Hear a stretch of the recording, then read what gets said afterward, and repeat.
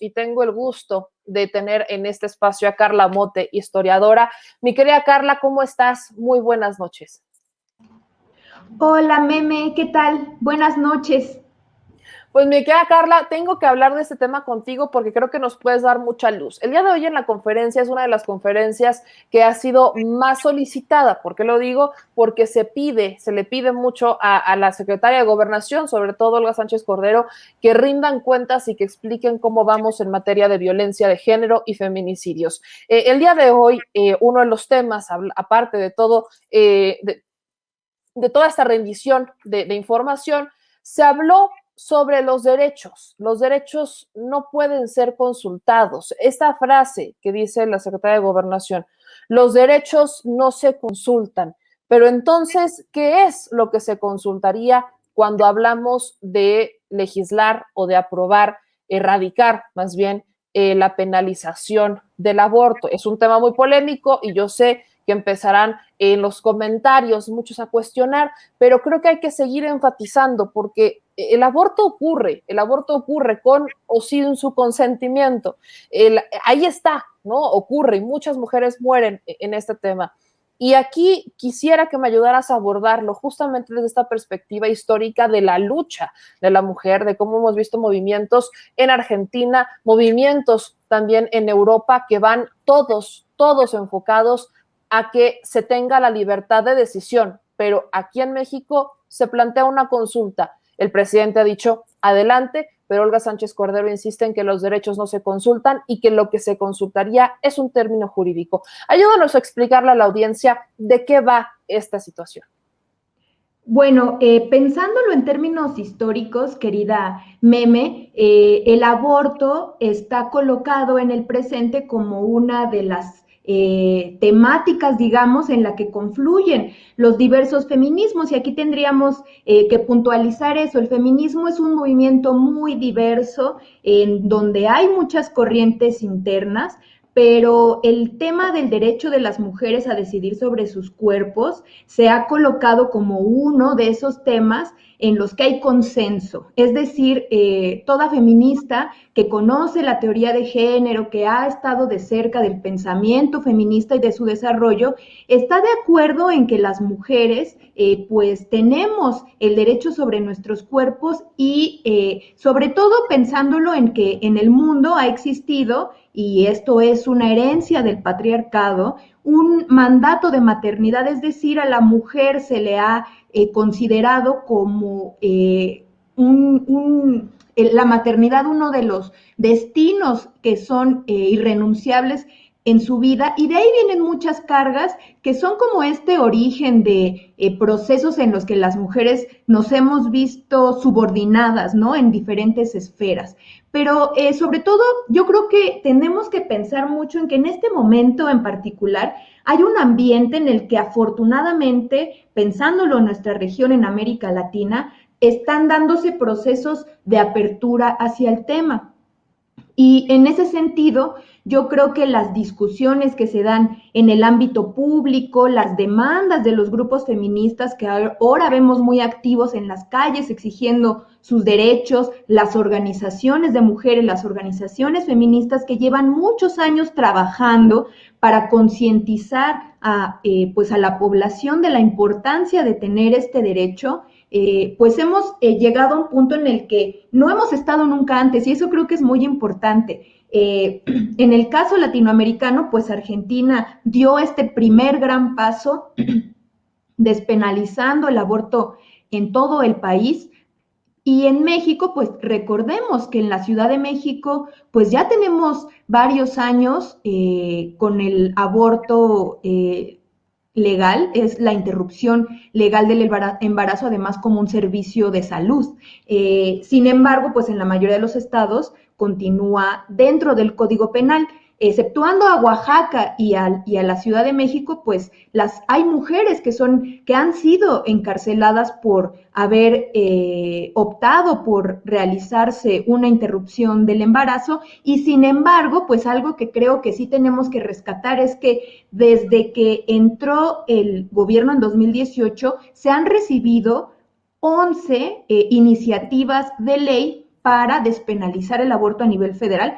Las iniciativas ahí están. Y lo que hemos visto es voluntad política de un sector del gobierno. La propia secretaria de Gobernación ha sido pues insistente en su postura y la vimos desde que estaban en campaña pues hablando abiertamente de este tema, y esto yo creo que da un empujón tremendo a que se cambie, digamos, esta óptica que estigmatiza de una forma tajante al aborto. Sabemos que es un tema muy polémico y yo quisiera aquí poner acento en que la posibilidad de hacer una consulta, lo que también implicaría, podría ser un debate público y una necesidad de las feministas y de los grupos que, digo, llevamos décadas organizándonos para que se emprenda como esta gran labor de concientización que podría ser muy positiva para la modificación de esta cultura, que las leyes pueden cambiar, pero la cultura es todavía más difícil de cambiar. Entonces, ir avanzando en esta labor podría ser uno de los resultados de emprender este proceso de consulta. Ahora bien, hay muchísima reticencia de muchos grupos, y con razón, a que este tema se consulte. Sin embargo, creo que lo que dijo hoy la secretaria de Gobernación y pues lo que se ha estado debatiendo tiene que ver con esta puntualización dentro del marco jurídico. Ella dijo claramente, no se estaría consultando un derecho, sino un tipo penal. Es decir, en términos jurídicos, si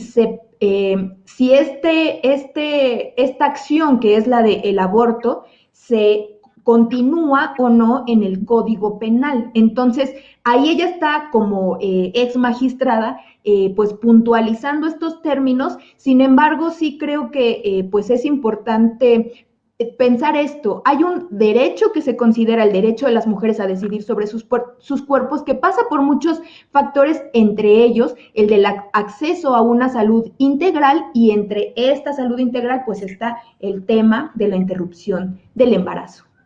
Ahora, mi querida Carla, por supuesto, y bueno, yo siempre he apelado a que la interrupción legal del embarazo no es meramente el debate no es ese, el debate es lo que existe atrás de todo esto. Nosotros quizás no deberíamos ni siquiera estar hablando del tema del aborto si existiera una sociedad responsable, informada sobre todo. ¿Qué tan cerca o qué tan lejos? ¿Cómo evaluar incluso las campañas de información que hemos visto mucho más activas en esta administración, en las conferencias vespertinas, en las que se habla de métodos anticonceptivos, en las que se habla de que no cedan como a los chantajes de la pareja, o que no cedan a las presiones, podríamos decirlo, de la pareja, con tal de no perder la relación? Es algo que ha faltado mucho y que yo creo que sigue faltando, pero justamente creo que ahora sí que va junto con pegado. No podemos hablar de uno sin hablar del otro. ¿Qué tan avanzados o qué tan lejos estamos en cuestión de información que permita a muchas mujeres evitar, o a muchos hombres evitar embarazos no deseados? ¿Qué tan cerca o qué tan lejos estamos de esa conciencia real de verdad ser, pues ahora sí que conscientes del momento y conscientes de la importancia, de la responsabilidad que existe al crear una familia, la planificación familiar, por ejemplo?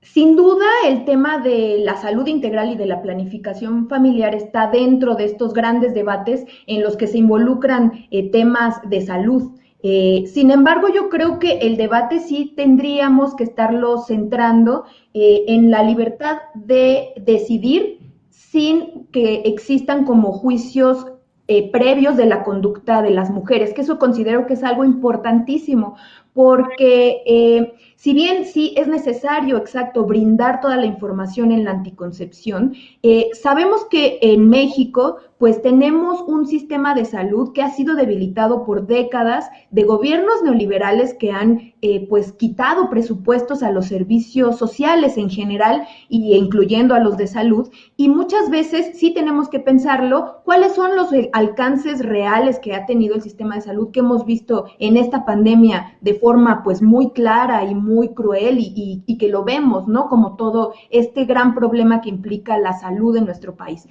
Pero más allá de eso, creo que el tema sí debe ser como pensar que los embarazos no deseados efectivamente pueden prevenirse y debe haber políticas integrales para que pues todas las personas accedan a servicios de anticoncepción que les ayuden a tener una planificación previa. Sin embargo, una vez estando ahí, el juicio y todo lo que se ejerce siempre suele recaer sobre las mujeres y más bien es, bueno, estando en esa posición, las mujeres que así opten deben tener la posibilidad de que si afecta su proyecto de vida, pueden optar por practicarse un aborto. Ahora bien, sí es importante también este tema, que muchas veces las personas que se oponen a la interrupción legal del embarazo, a que esto no esté en el Código Penal, es decir, a que sea legal, suelen decir que pues las mujeres entonces van a abortar más.